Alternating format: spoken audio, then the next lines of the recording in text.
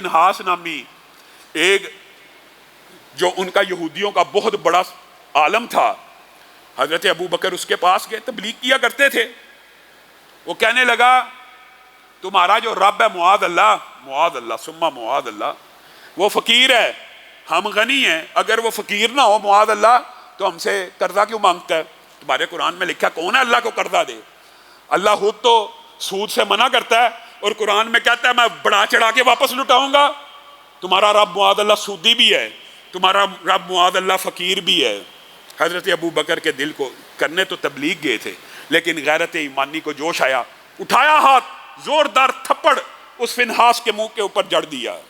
अब वो फिनहास को शरारत का मौका मिल गया, वो रसूलुल्लाह सल्लल्लाहु अलैहि वसल्लम के पास दौड़ता हुआ आ गया, कहने लगा ये हमारे साथ मुआहदा किया है, ये हम रियासत के फर्द हैं कि तुम्हारी रियासत का एक शख्स उठता है मेरे मुंह पे थप्पड़ मारता है। हजरत अबू बकर ने कहा अल्लाह की कसम अगर अहदो पैमान ना होता मैं तेरी गर्दन को तन से जुदा कर देता, तूने रब की ऐसी तौहीन की है। रसूलुल्लाह सल्लल्लाहु अलैहि वसल्लम ने हजरत अबू बकर से पूछा वाक़या क्या हुआ, मुझे तो बतलाओ। हजरत अबू बकर ने कहा इसने अल्लाह को फ़कीर कहा है, ये बात कही है कि अल्लाह के हाथ तंग हैं, ये है वो है। वो फिनहास रसूलुल्लाह की बारगाह में मौजूद था, अदालत में मौजूद था, कहने लगा मुआद अल्लाह अबू बकर झूठ बोलते हैं। मुआद अल्लाह इधर उसने कहा अबू बकर झूठ बोलते हैं, उधर से कुरान पाक की आयत उतरना शुरू होगी, लक़द समिअ अल्लाहु क़ौलल्लज़ीना क़ालू इन्नल्लाहा फ़क़ीरुन व नहनु अग़निया। अल्लाह ताला ने अबू बकर की तायीद में कुरान पाक में आयत नादिल कर दी। अल्लाह ताला ने ए मोहम्मद सल्लल्लाहु अलैहि वसल्लम, अल्लाह ताला ने इस यहूदी की बात को सुन ली है जिसने कहा अल्लाह फ़कीर है और हम गनी हैं। फिर अल्लाह ताला ने कुरान पाक में आगे भी एक मकाम पे फरमा दिया, ये खबीस लोग कहते हैं कि अल्लाह के हाथ बंधे हुए हैं, बल यदाहु मबसूततान, बल्कि अल्लाह के हाथ तो खुले हैं, जैसे चाहे खर्च करता रहे। गोया अल्लाह रब्बुल इज़्ज़त ने यहाँ पे यहूदियों के खुब्स बातन को बयान किया और हज़रत अबू बकर की तायीद में आयत को नाज़िल फरमा दिया। रसूलुल्लाह सल्लल्लाहु अलैहि वसल्लम ने फिर भी उस यहूदी को तादीबन समझा बुझा कर भेज दिया, लेकिन यह यहूदी अपने हसद और बुग़्ज़ से बाज ना आए। मुसलमान उम्मत आज क्या है आपके सामने, पिछले दिनों इसराइल के अंदर क्या कुछ नहीं हुआ। ये सबसे ज़्यादा मुसलमानों से अदावत रखते हैं, लताजी दन्ना, कुरान पाक की आयत है, मौलवी नहीं कह रहा कि तू सबसे ज्यादा बुग़्ज़ रखने वाला मोमिनों से अगर पाएगा यहूदियों को पाएगा। ये सबसे ज्यादा बुज़दिल भी हैं। अगर तुम इनसे लड़ोगे पीठ फेर के भाग जाएंगे, लेकिन लड़ोगे तो भागेंगे। रसूलुल्लाह सल्लल्लाहु अलैहि वसल्लम ने इनकी बहुत सी कोताहियां नज़रअंदाज की, हत्ता कि एक दिन ऐसा भी हुआ, ऐसे खबीस है, कई तो सहाबा को झूठा करने की कोशिश करते रहते थे। एक दिन रसूलुल्लाह से एक यहूदी ने घोड़े का मामला कर लिया, एक घोड़े के लेन देन का मामला हो गया।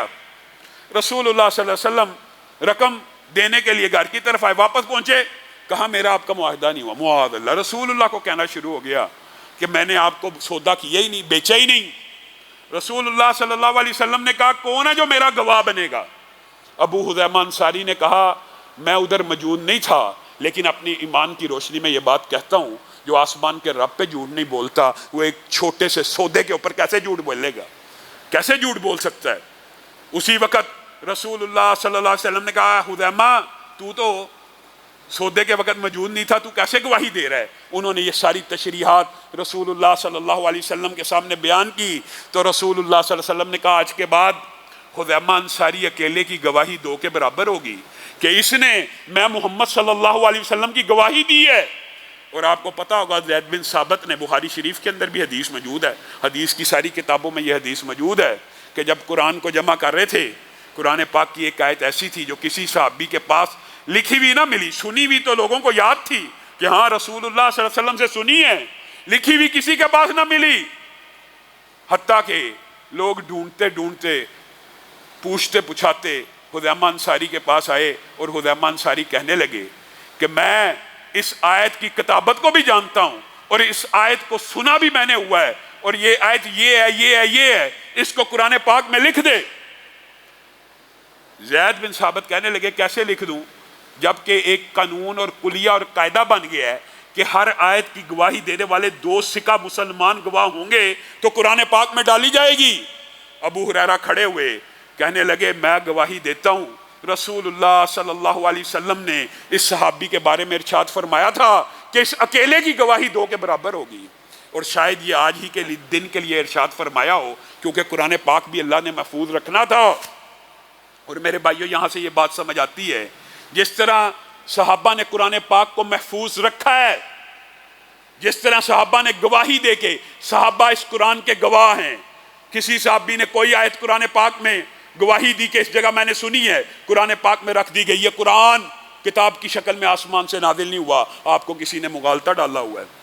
قرآن کتاب کی شکل میں آسمان سے نازل ہو کے غار حرا کے اوپر نہیں آیا، درجہ بدرجہ بتدریج 23 سالوں میں نازل ہوا ہے، اور صحابہ نے منوان جیسے رسول اللہ پہ اترا اس طرح یاد کیا، جس طرح رسول اللہ نے توقیفی انداز میں پڑھایا کہ اترا تو ایسے ہے، اب پڑھا ایسے جائے گا، شروع میں سورت فاتحہ ہوگی، بعد میں سورت بقرہ ہوگی، منوان ویسے ہی صحابہ نے یاد کر کے میرے اور آپ تک پہنچا دیا۔ گویا صحابہ اس قرآن پاک کی ضبط کے بھی گواہ ہیں، اس وحی کے بھی گواہ ہیں، اور اسی طرح اگر صحابہ قرآن پاک منوان میرے اور آپ تک پہنچا رہے ہیں رسول اللہ سے لے کر، تو کیا رسول اللہ کی حدیث کے بارے میں صحابہ نے جھوٹ بولا ہوگا؟ آپ کو کسی نے مغالطہ دیا ہے، انکار حدیث کے فتنے معاشرے میں عام ہیں کہ رسول اللہ کی یہ بات تو مان لینی ہے کہ سورت فاتحہ قرآن کا حصہ ہے، رسول اللہ کی یہ بات تو مان لینی ہے کہ اقرا پہلی وحی ہے لیکن آئے گی آخر میں، لیکن رسول اللہ کی باقی کوئی بات نہیں ماننی۔ یہ قرآن بھی وحی رسول کے بغیر، حدیث رسول کے بغیر تیرے اور میرے اوپر نازل نہیں ہوا۔ نہ تو کہہ سکتا یہ قرآن ہے، نہ میں کہہ سکتا ہوں۔ کس نے بتایا؟ اللہ کے رسول نے بتایا کہ یہ قرآن ہے، تو تجھے اور مجھے پتہ لگا یہ قرآن ہے۔